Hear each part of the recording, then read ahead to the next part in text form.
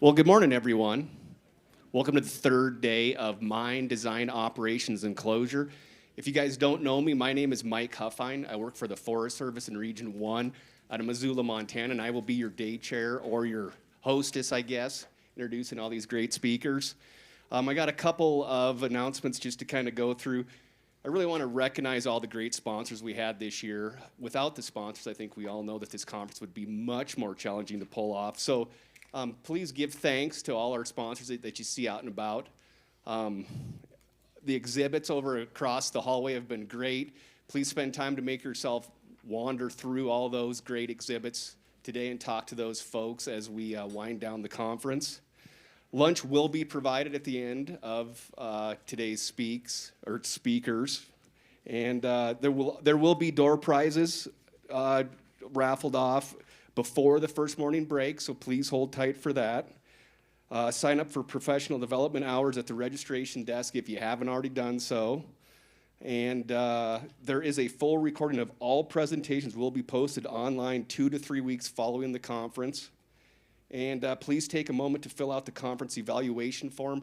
That is really valuable to us people that work to pull this conference together. We do use that stuff, so please make sure that you help us out by filling that stuff out. And I did have one other announcement, if I can find it quickly. It sounded like they nailed down the dates for next year's conference. But of course, I don't have those handy, but I will at the next, here we go. Next year's conference dates will be May 12th through the 15th. Next year's conference, May 12th through the 15th. And with that, I think we'll get rolling right on into our first presentation today. Our first speaker is Shane Friesz. He is an engineering surveying department with Barrick Golden Sunlight Mine. Shane is an engineer and surveyor with Golden Sunlight Mine in Whitehall, Montana. He started working for the mine while going to Montana Tech in the spring of 2010. During his 14 years of on-site work, Shane has worked extensively to help design, monitor the ongoing reclamation projects at Golden Sunlight. Shane is going to talk to us about Golden Sunlight mine reclamation updates and practices used. Please welcome Shane. Thanks, Shane. Thank you. Good morning. I guess first things first, I'm going to have to apologize. I'm much more comfortable in an underground drift or behind a set of drone joysticks than I am behind a podium, but we'll get through this. This presentation's titled The Reclamation Update from Golden Sunlight Mine, and that's most of what it is. I'll go through some of the basic practices we use, some of the new projects we have going on, and some of the concurrent reclamation we have with our new TSF1 tailings project. All right, a quick look ahead for this presentation. Brief history of the Golden Sunlight Mine for those of you who don't know. We're just over the hill in Whitehall, Montana, about 45 minutes away from here. It's a beautiful site, as you can see in the picture. We're going to look at the current workflow and practices used for reclamation at the Golden Sunlight. Short description of some of the technologies we use now to design and monitor the projects, and updates on some of the following projects or some of the reclamation projects we have going on at the site. My project's very picture heavy, and it's got some high resolution drone videos, so we'll just go through some of that. Quick history of the Golden Sunlight. That's kind of where it is in Barrick's portfolio in the U.S. In 1968, Placer Dome purchased Golden Sunlight. They began underground exploration drilling, and in 1982, they began the open pit mining and processing some gold. We've had 3 phases of underground at the mine and 5 phases of open pit, as well as 4 subsidiary pits along or outside of the Mineral Hill boundary. Back in 2019, we started into our closure process and started a new venture into tailings reprocessing, and that's where we are today. So this is kind of a site layout of the Golden Sunlight here. This is kind of some older Google Earth imagery, but some of the areas we'll be talking about today are still pretty visible. This is kind of the general layout. So this is a quick reclamation video of some of the past reclamation we've done. A lot of this video was shot in 2018 and 2022. 2018, we experienced a really nice spring and summer wet season, so some of the reclamation looked really good. So Thought we'd just go over this real quick.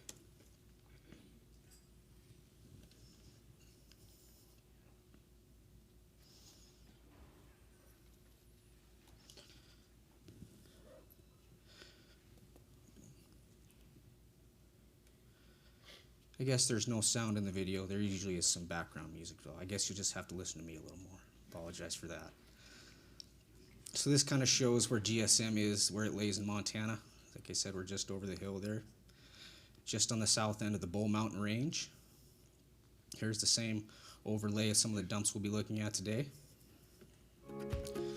This is some aerial imagery provided by WET we did in 2018.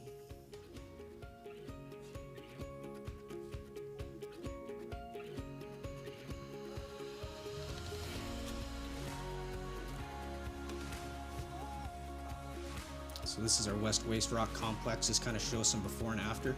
So we're currently working on the south end. We'll have an update of that, and I'll kind of show you the area we're currently working on the last year or so.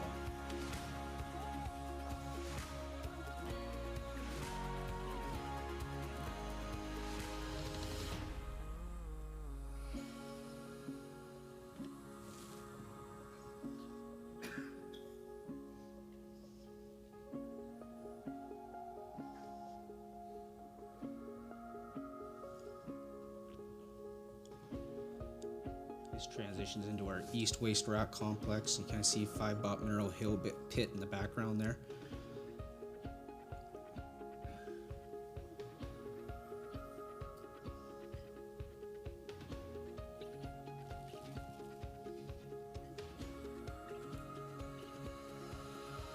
TSF1, that's where our current tailings reprocessing project, that's what we're mining and reprocessing the tailings to recover the sulfides.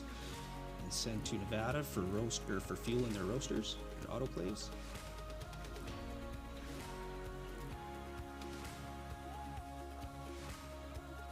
This kind of shows the TSF1 mining sequence. The rough actually have an updated sequence towards the end of the presentation, but this just kind of shows the progression of mining through TSF1, and the reclamation will be concurrently performed based on the stripping we do ahead of it and the natural topography we expose behind the cuts.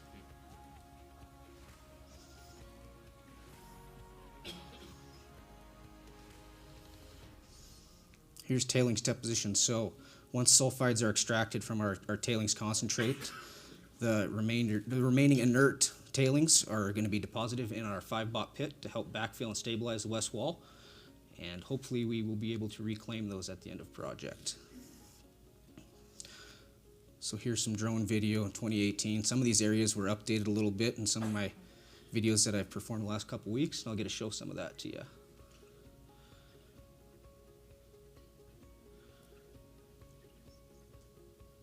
Remember, I took this video back in 2021, I believe, and the dozer operator was not real happy with me. He was in some very difficult wet material, and this is the only time he didn't get stuck in the 5-minute video that I have. So I told him that's what I would put on. So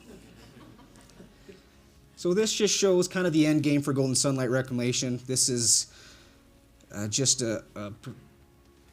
showing the different areas that we hope to get reclaimed here in the next 18 months or so that haven't been already.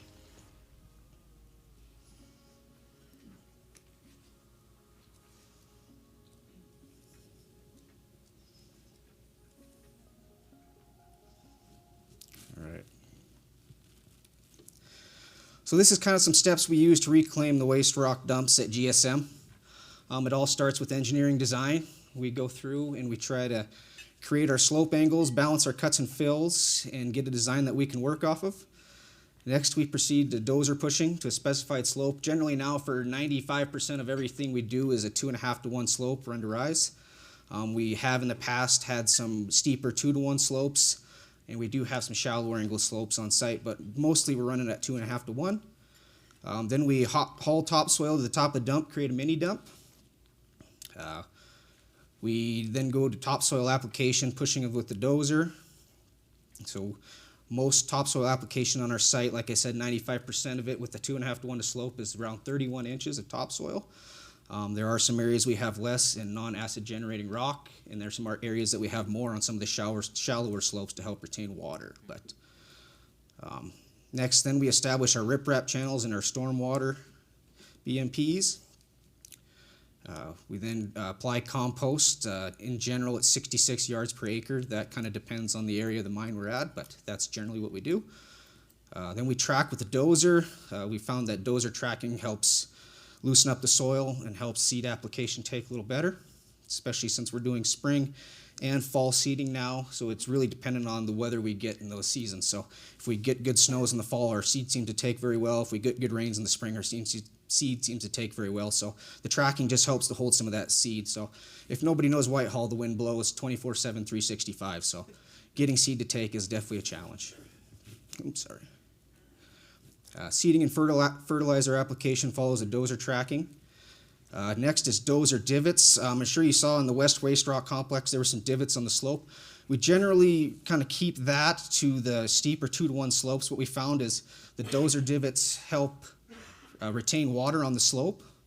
So we've had good success with that, but now that we're running 2.5-to-1 slopes across the mine, we haven't had to use the divots as much.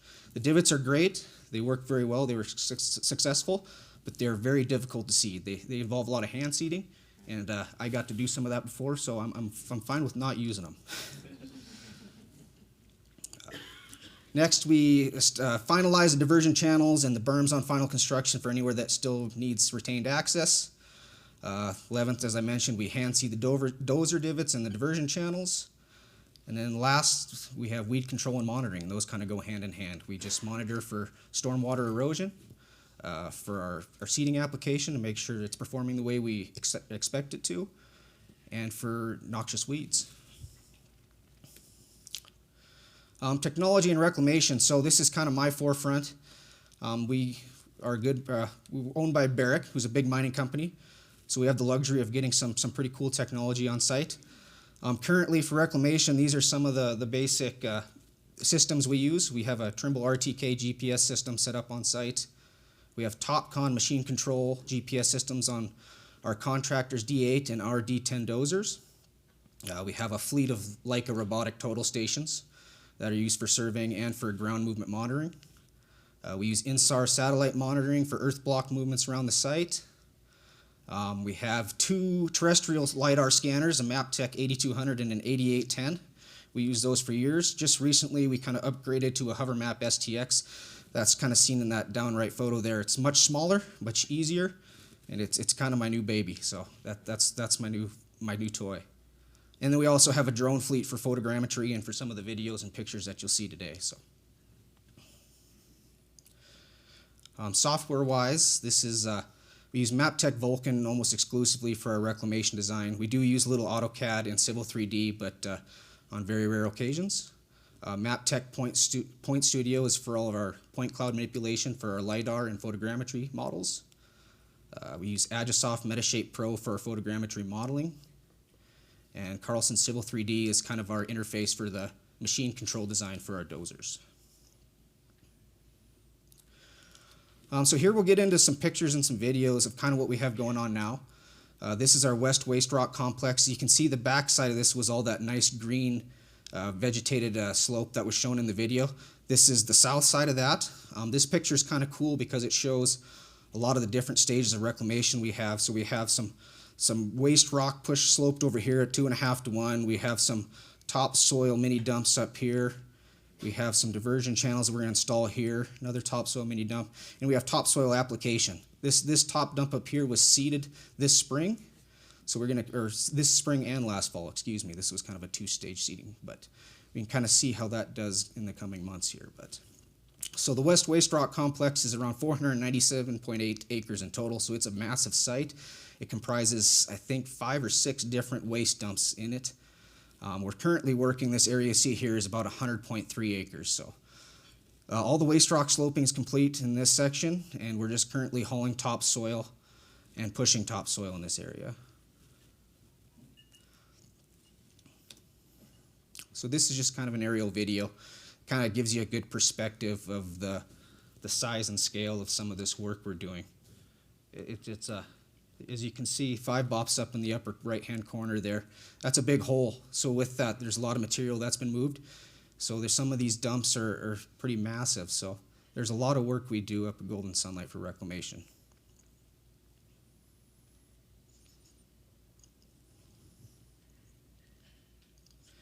You can see just a tinge of green starting to show up this spring. We haven't had the wet spring like we did last year in 2023, so we're just kind of monitoring our seeding, see how it's going to take this year, but we're seeing some good signs early. So these showers we've had in the last week or so have been very helpful.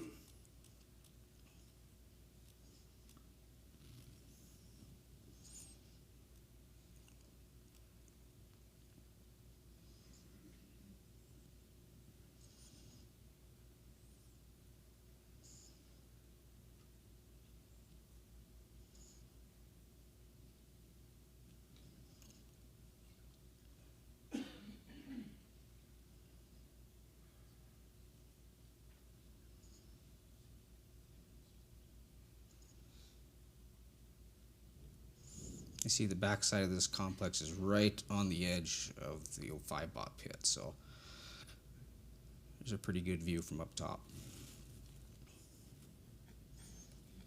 All right, next is the East Waste Rock Complex. So this is another large complex.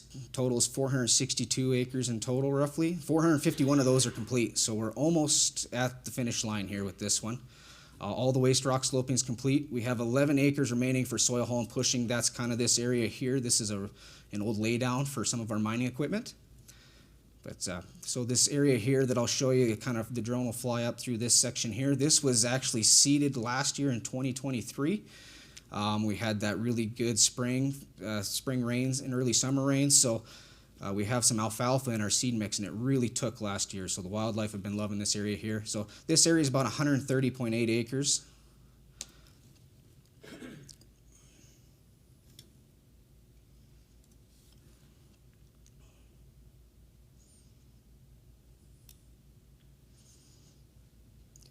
This pit off to the left here is our 2-bot pit. This is one of our subsidiary pits. I think we finished mining in that one in 2018, Morty. Does that sound about right? So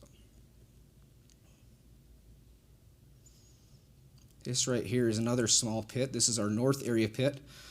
So we did try to reclaim as much as we could of this pit. We accessed this bench up above here and all of the base. We have to maintain access. This is called our north access road through here, so we kept that established, but the seed actually took really well on this pit.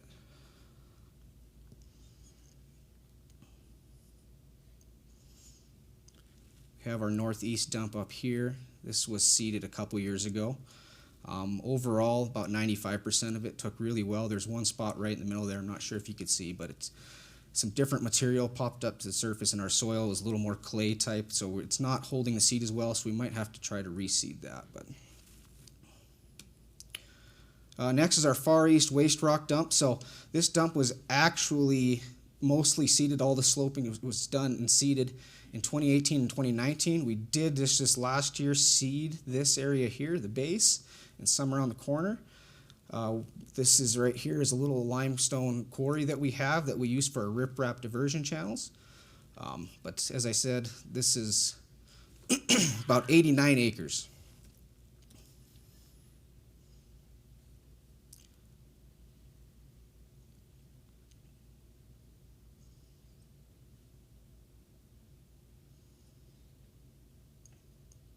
No shortage of views at the Golden Sunlight.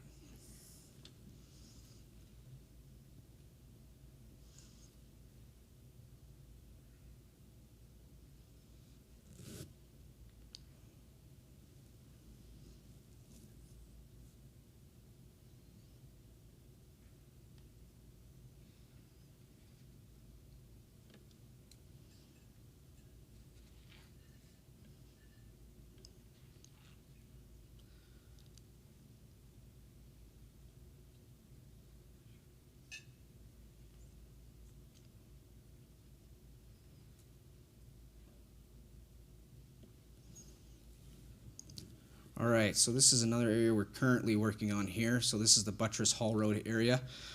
Here we have just to the south is the East Pit, another small pit that we did back in 2012 to 2015. So waste rock sloping is completed in this area. The soil haul is completed, as you can see here up on the crest. We're waiting to push the topsoil. That should be done this summer, and we're scheduled to seed this in the fall. So hopefully we keep getting the moisture we need. This area is about 37 acres.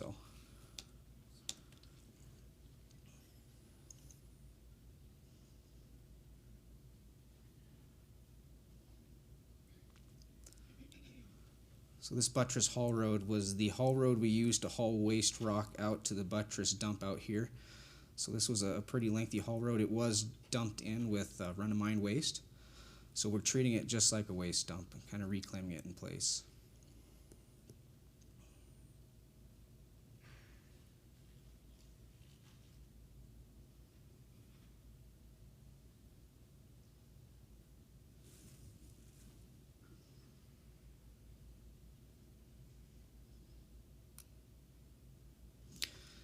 Right here is our main borrow area for the mine. So this is the borrow we've been using. There's only 2 small borrow areas on the project right now. One's on the west side for the West Waste Rock Complex I was showing earlier.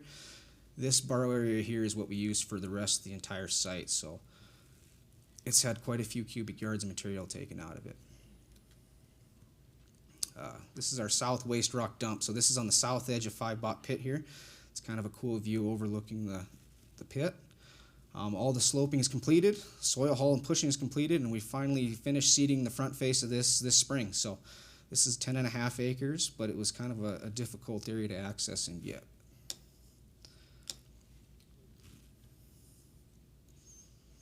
So this is kind of wedged between two pits. We have our 5-Bot Mineral Hill pit up here. We have our south area pit right here. So this pit was kind of taken in a later stage. We finished mining in that in 2019, or 2016, excuse me, at the end of our open pit stages of mining.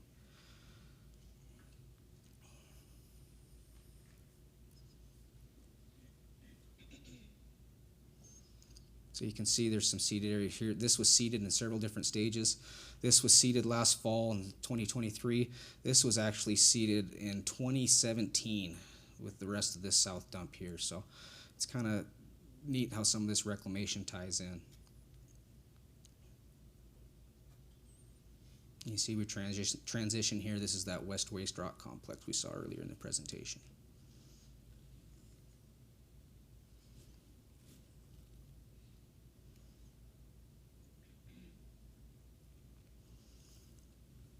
All right, so that's what I have for reclamation updates for most of our waste rock dumps. So the next big reclamation project we have is our concurrent reclamation with our TSF1 mining. So for those interested, this is a little flow chart of our new tails reprocessing area. This is definitely not my area of expertise, so don't ask any questions on it.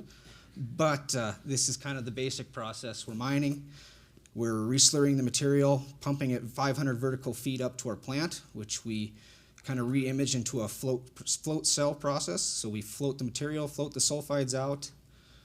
Like I said, we dump the inert tailings into 5-Bot Pit, and we send the sulfides to Nevada. So with the TSF mining, this is the new mining sequence. As you can see here, there's a somewhat updated photo there. I have a video that's a little more update to this, but we're mining on the cut 2 right now. So this mining sequence was designed to start on the shallowest end, on that very northeast end there. That's the shallowest area of tailings. So our basic thoughts on that were, as we're mining and exposing the original topography, we could take the strip material from the cuts that we're currently working on and direct place them so we wouldn't have to rehandle the material. So at the moment, we're trying to get enough of that original topography opened up where we can start doing that. We have a soil stockpile here that's ready for placement, so we're just trying to get to mining as much as we can so we can do some reclaiming. So it's also sequenced from east to west to not only expose some of the shallowest original topography, but to actually act as a dust break and help in our dust suppression efforts. So it starts from about 0 foot depth on this northeast corner. The deepest parts of the tailings facility average about 180 feet. So there's plenty of tailings there to go around. So we're currently mining on cut 2. This is an up-to-date image. This is that cut 2 triangle that we saw in the previous slide there. Currently we've stripped about 280,000 yards of topsoil. with about 1.2 million yards planned to be removed for the project. So when the project's completed, that original topography we saw in the original video there will be 201 acres.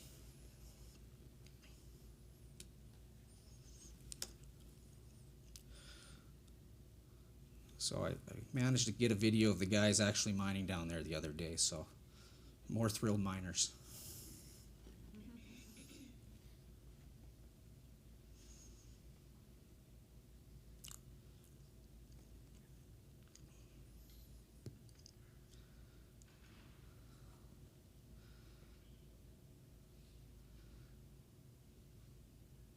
So as you can see, we're bench mining this. These are about 10-foot benches. We're using trucks and an excavator so far. The material was originally, we were worried that it might be too high of a moisture content to drive on, but so far we've been pleasantly surprised. The material dries out quickly and is pretty stable, so mining's gone well so far. Right here in the top, this is our repulping plant that we use to slurry, or put the material into a slurry and pump back up to the mill. This is our tailing stockpile, so this is our ore pad that the loader pulls out of to feed onto the belt. And this is our stripping stockpile that we have for concurrent reclamation. So this is all original topography here. We currently have a little bit of a dewatering pond here that we have a pump established that we can route some drainage ditches as we're mining to this pond and pull out TSF2. So this is just a still shot from the video before. This shows some of the natural topography underneath the tailings. So as you can see, it's kind of already has some good topography to it. It should look really good when we're done. That's about 201 acres. So this was comprised based upon the 1980 photography that we had of the site before mining had taken place. All right.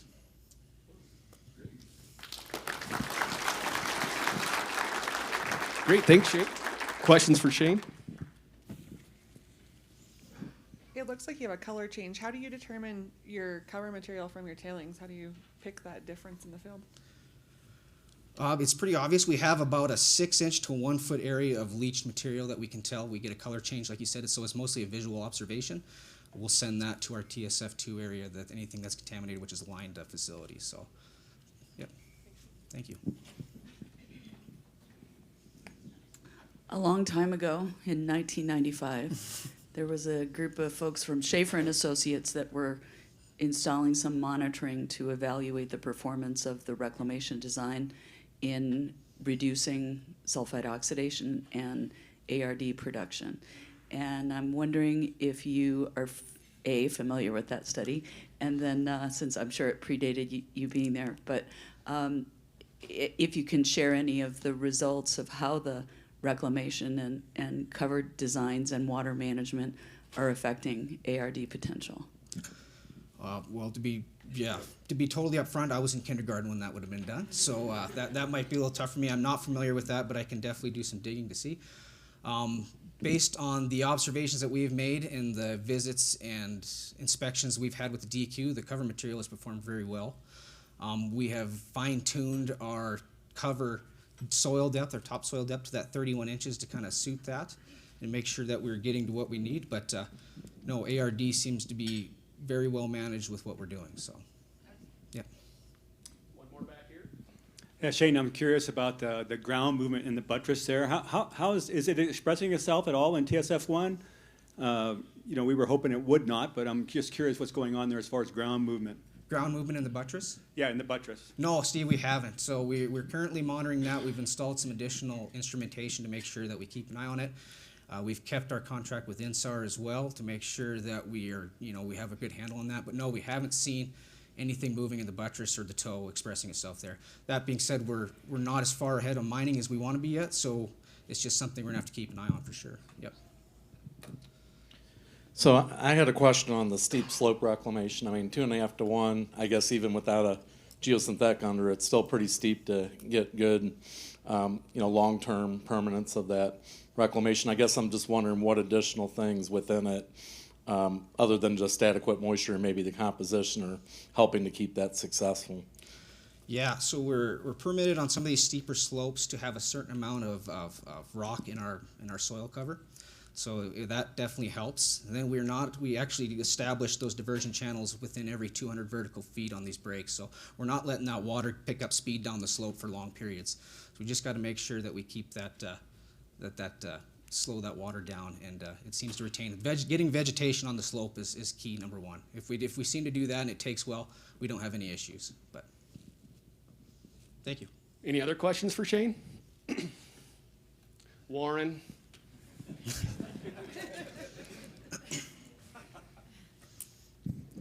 This is easy. What's the diameter of the slurry pipeline? The slurry pipeline going up is a 14-inch, I believe. I got one quick one. What is your average annual precip at this site location? Oh, geez. Anybody know back there? It's little. Thanks from the back. All right, Shane, thank you very much. That was great. Thank you, guys.